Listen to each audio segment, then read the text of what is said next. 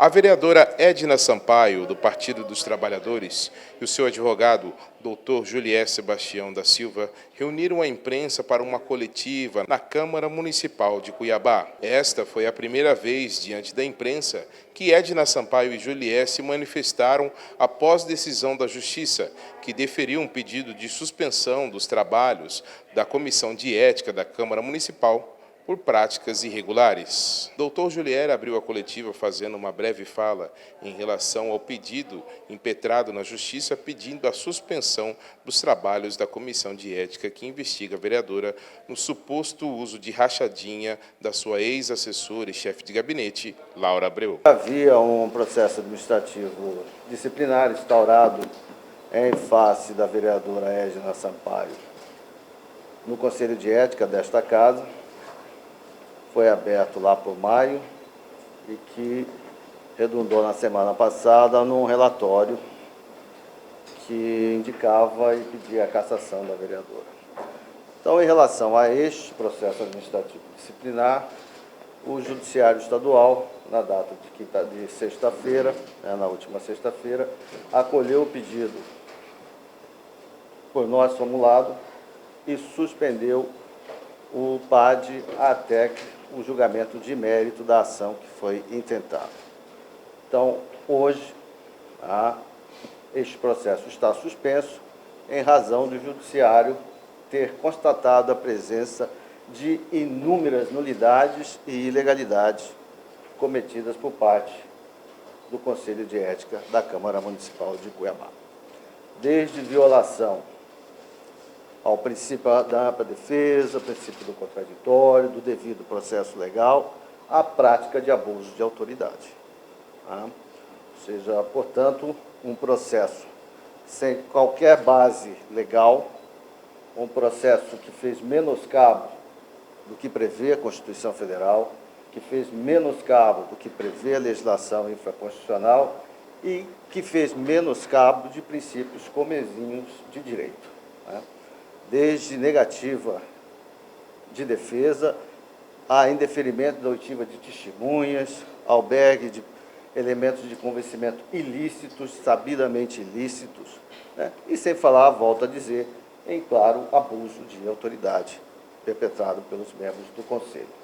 Então, esta aberração jurídica, esta perseguição à vereadora Edna Sampaio foi cessada pelo Judiciário.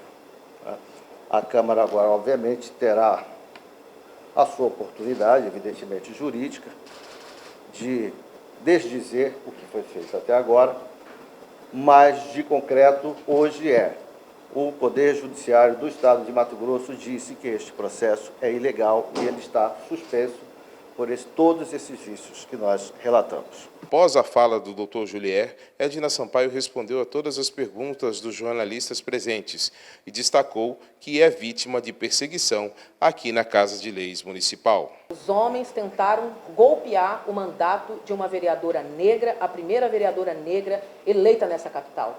Os homens conspiraram para poder provocar a morte política de uma mulher honesta, mãe de família, que toca o seu mandato com um compromisso que construiu ao longo da sua vida, não apenas para esse mandato, mas um compromisso que diz respeito à minha vida e às relações que estabeleci ao longo dela.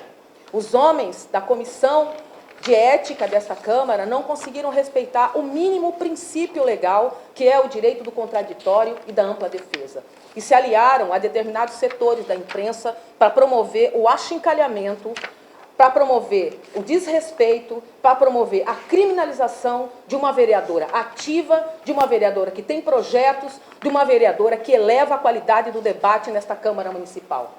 Uma Câmara reconhecidamente, historicamente conhecida como a Casa dos Horrores. Provou nesse processo que, de fato, é uma Casa dos Horrores. Porque uma casa política não quer dizer que ela não se baseia no menor princípio legal. Uma casa política tem decisões políticas que são substanciadas com base no devido processo legal, com base naquilo que a Constituição e que as leis infraconstitucionais estabelecem para todo agente público. Ninguém, absolutamente ninguém, está acima da lei. E esta Câmara, a Comissão de Ética, o presidente da Comissão de Ética e seus membros também não estão acima da lei. Quiseram caçar o projeto, quiseram caçar o mandato da vereadora Edna Sampaio. Uma orquestração preparada antecipadamente, organizada para poder atropelar o mandato popular, o mandato coletivo, o mandato histórico nessa casa. E eu estou profundamente indignada com tudo que eu vivi até agora, com o nível da violência abjeta a qual eu fui submetida até este presente momento.